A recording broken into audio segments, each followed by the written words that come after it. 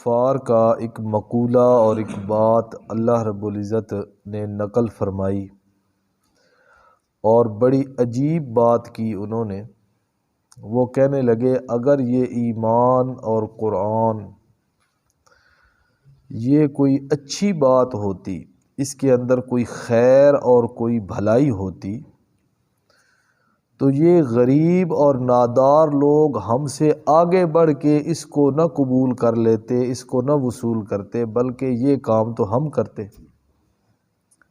یہ بات انہوں نے کیوں کی؟ چونکہ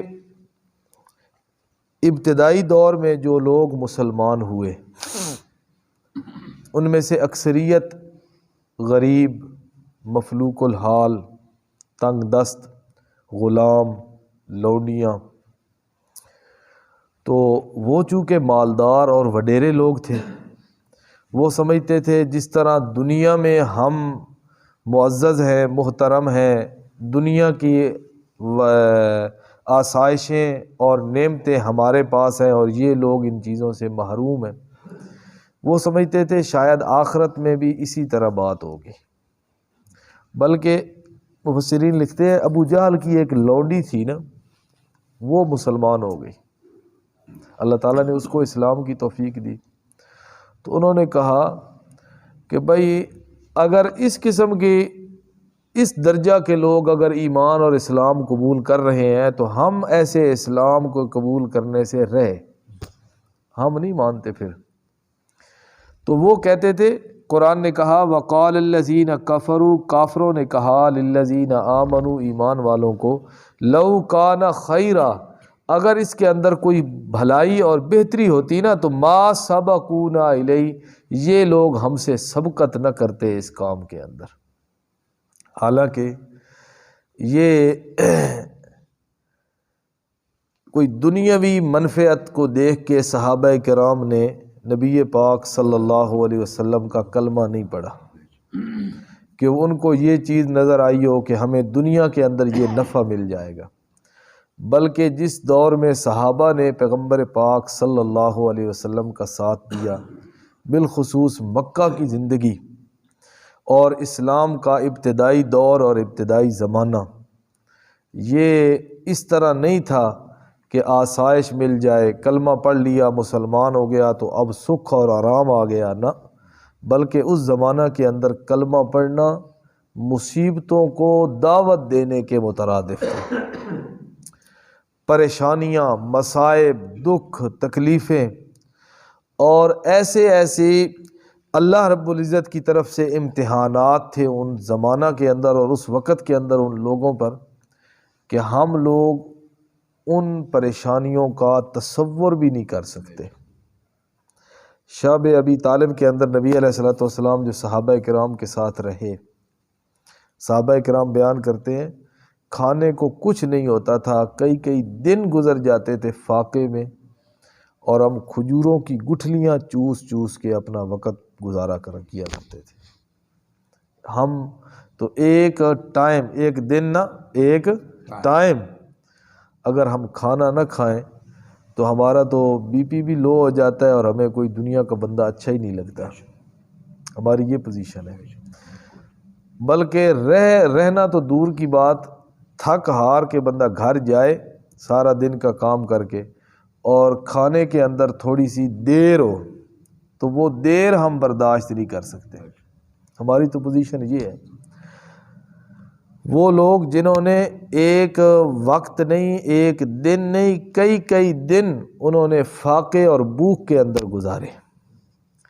اور اوپر سے لوگوں کی باتیں، پھر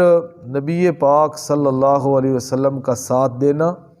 اور اخلاص کے ساتھ دینا اور جان نثاری کے ساتھ دینا، یہ صحابہ کرام کا ہی کام تھا۔ یہ سعادت کسی اور کے اگر حصہ میں ہوتی تو رب ان کو بھی پیغمبر کے ساتھ کھڑا کر دیتا۔ اس کام کے لیے پوری کائنات میں صرف وہی لوگ تھے جن کا اللہ رب العزت نے نبی علیہ السلام کی محفل اور صحبت کے لیے انتخاب کیا تھا، بس وہی لوگ تھے۔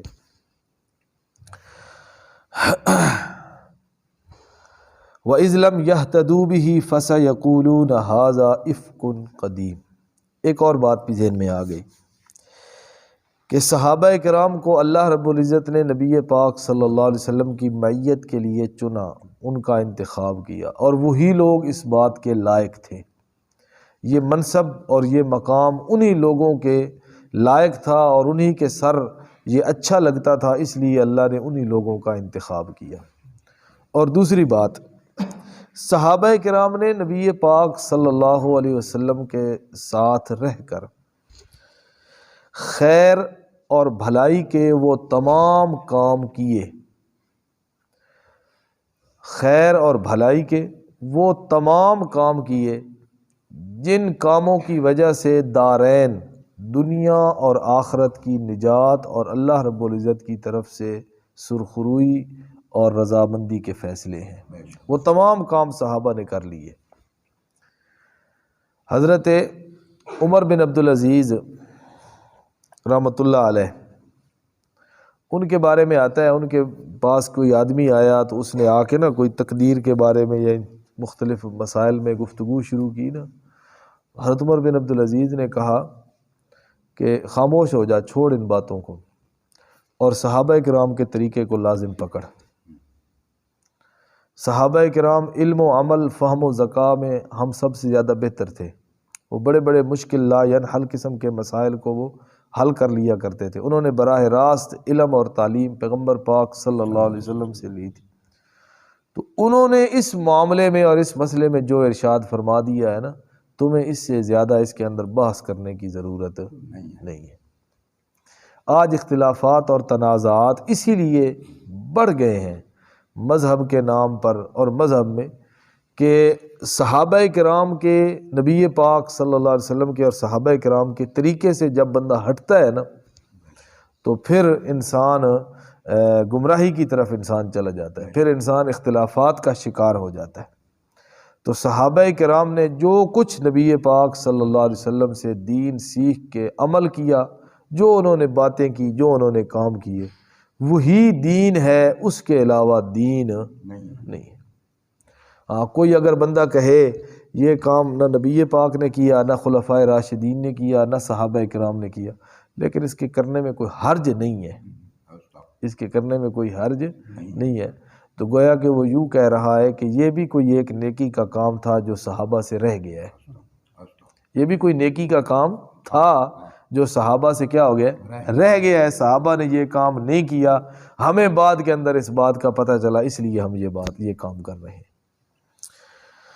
وَإِذْ لَمْ يَهْتَدُوا بِهِ فَسَيَقُولُونَ هَذَا إِفْكٌ قَدِيمٌ۔ چونکہ وہ لوگ خود ہدایت یافتہ نہیں تھے،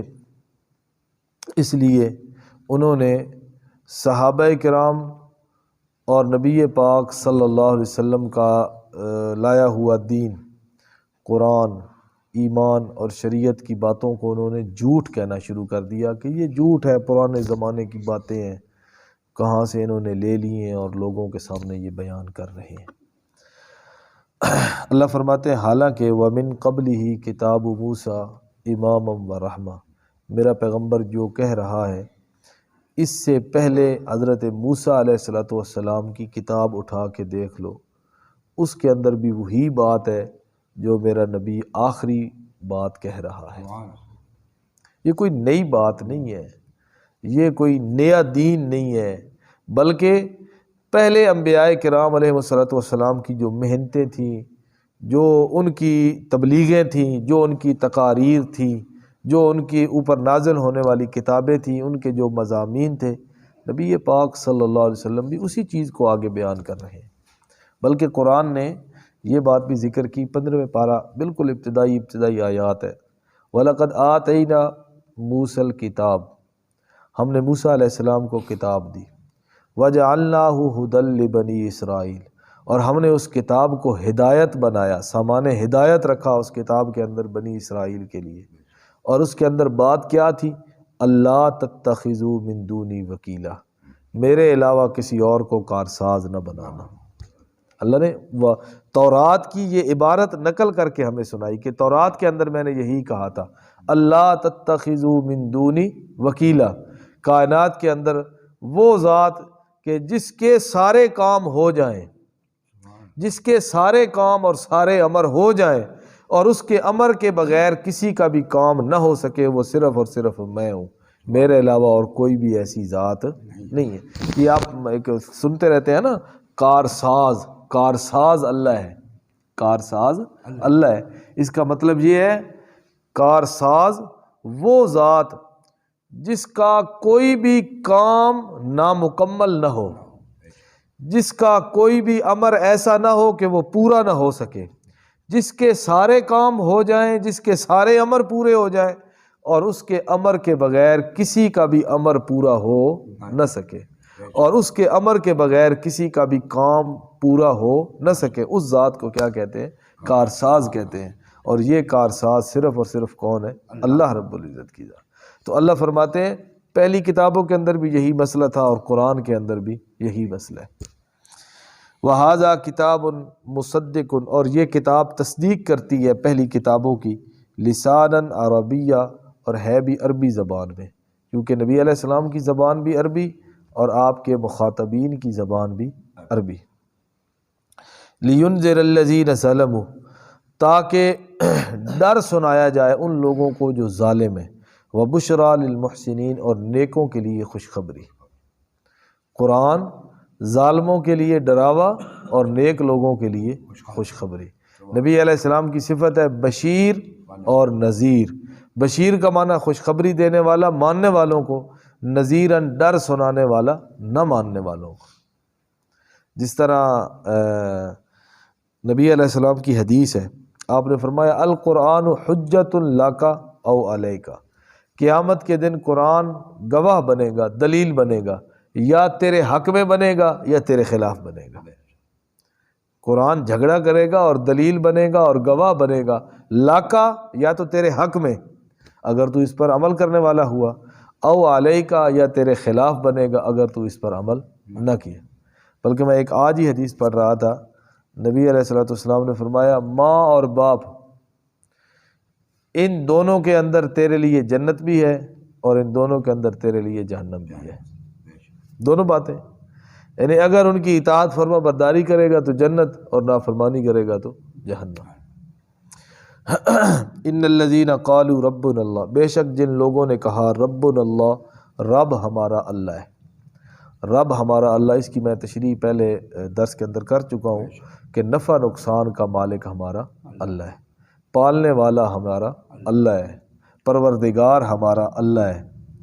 ثم استقاموا، اور پھر کہنے کے بعد پھر اس پر پکے ہو گئے۔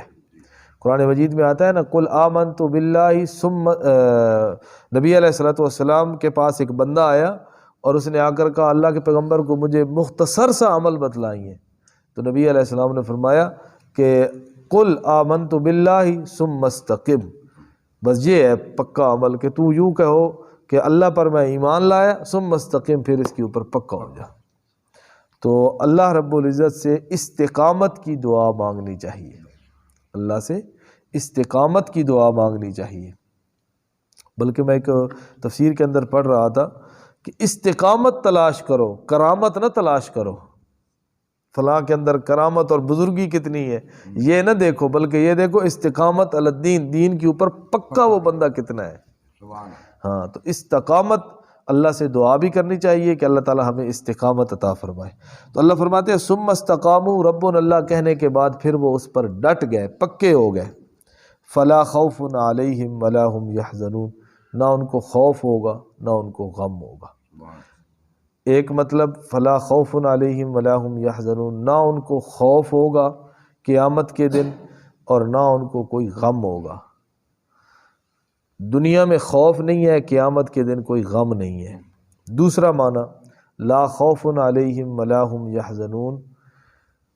آئندہ آنے والے حالات کے بارے میں خوف نہیں رکھنا اور گزشتہ زندگی کے بارے میں غم نہیں کرنا۔ جس کا اللہ رب العزت کے ساتھ عقیدہ پختہ ہے اور جو اللہ کو وحدہ لا شریک مانتا ہے اور شرک اور کفر سے وہ بندہ بیزار ہے اور بچا ہوا ہے، تو اس بندے کو پریشان ہونے کی ضرورت نہیں ہے۔ اولئک اصحاب الجنہ، یہی لوگ ہیں جنت والے، ہم خالدین فیہا، اور وہ جنت کے اندر ہمیشہ رہیں گے، جزاء بما کانوا یعملون، یہ ان کے اعمال کا بدلہ ہے،